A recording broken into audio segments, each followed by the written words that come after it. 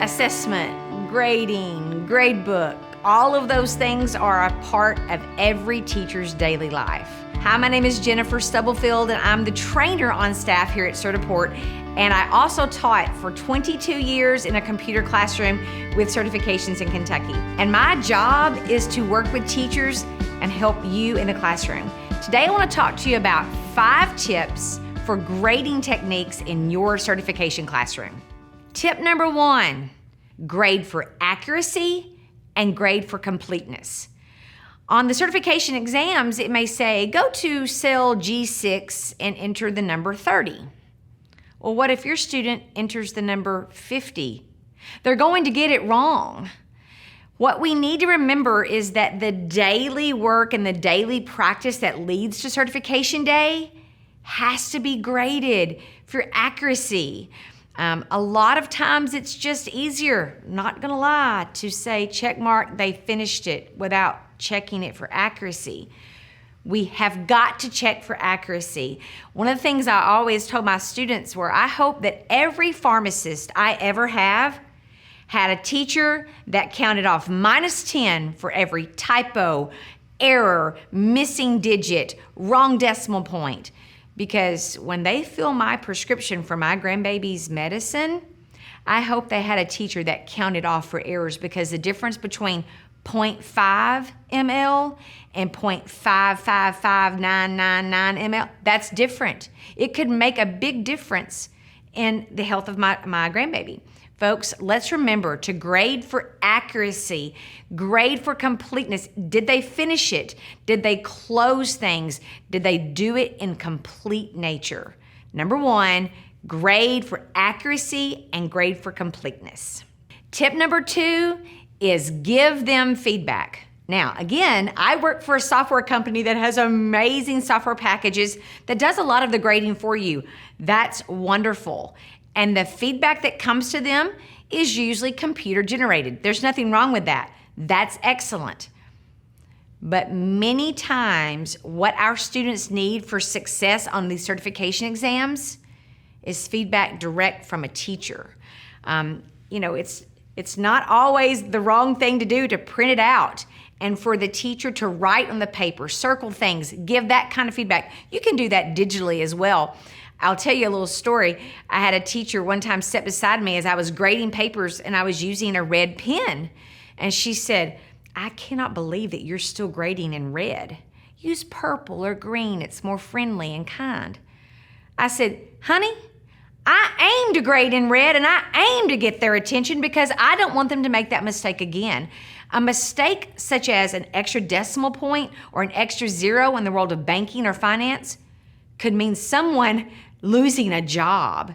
It's important to give feedback that they're actually going to read, not just feedback that's always computer generated. So tip number 2, give them feedback. Tip number 3, keep them guessing on what you're going to grade. This is advice I got from a lady that is about this high, from 1993 at a high school that I did my student teaching in. Her name was Miss Elkins. Miss Elkins scared me to death. But let me tell you, I learned some of the best principles from Miss Elkins. And here's what she taught me. She said, yes, you may assign activity 1, activity 2, activity 3, and then you always do the terms, or you always do this, or you always do this. She said, there's no need to grade all of that. Keep them guessing every week, every day on what you're going to actually grade. She said, put it all on a piece of paper, like activity 1, page 325, the terms, the actual printout, the final, whatever it is. Put them in little wads of paper, put them in a cup, and ask a student to pull out one thing out of that cup. And whatever that one is what you're going to grade that day or that week or whatever. Best advice I ever got, because my students took all the activities seriously because they never knew which one I was actually going to grade. Grading, giving assessments is critical to the final output of that certification exam. Grade by keeping them guessing, and it's a win-win in the end.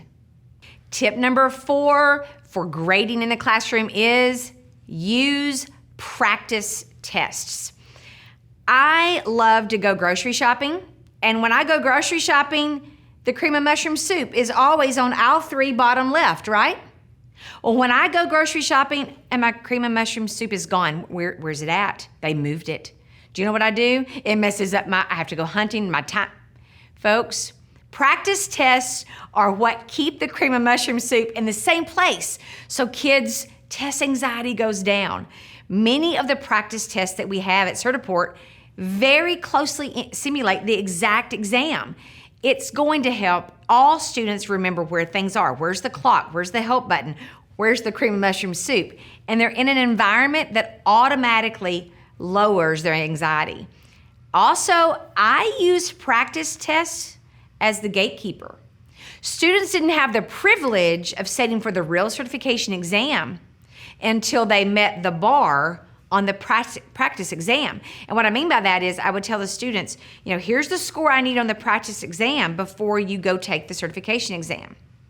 And what I learned in 27 years of teaching is this: if you set the bar here, that's where the kids are going to go. If you set the bar here, that's where the kids are going to go. Where is your bar before you go to that certification exam? I cannot emphasize enough the importance of using practice tests to help get students ready and enter through the gate to go to that certification exam. And the final tip number 5 is this. Yes, the certification test should be a grade in the grade book. I had a teacher tell me one time, oh no, I could never put that certification grade in the grade book. It might be too much pressure, or it might be. What are you doing to the validity of the test? This test is vitally important to their skill set and to their future. And you put other things in the grade book. For goodness sake, you put top 10 terms from chapter 6 in the grade book, but you're not going to put the certification test in the grade book. If you want to add teeth to the test and have the student integrity and respect for the test go up, put the test in the grade book. Now, I have some suggestions on how you can do that. I had a matrix that I followed, like if they scored between a 800 and a 900, here's what the grade was. I made it very fair. If you don't put the certification test in the grade book, just think about what you're saying about the importance of that exam. Tip number 5, put the certification test grade in the grade book. So to summarize, 5 tips for grading success for your certification classroom. Number 1, grade for accuracy. Number 2, give them feedback. Number 3, keep them guessing as to what you're going to grade. Number 4, use practice tests for the gatekeeper. And number 5, the certification grade should count for a grade in the grade book. I hope these tips help you in your classroom as you have that grade book ready for certification success.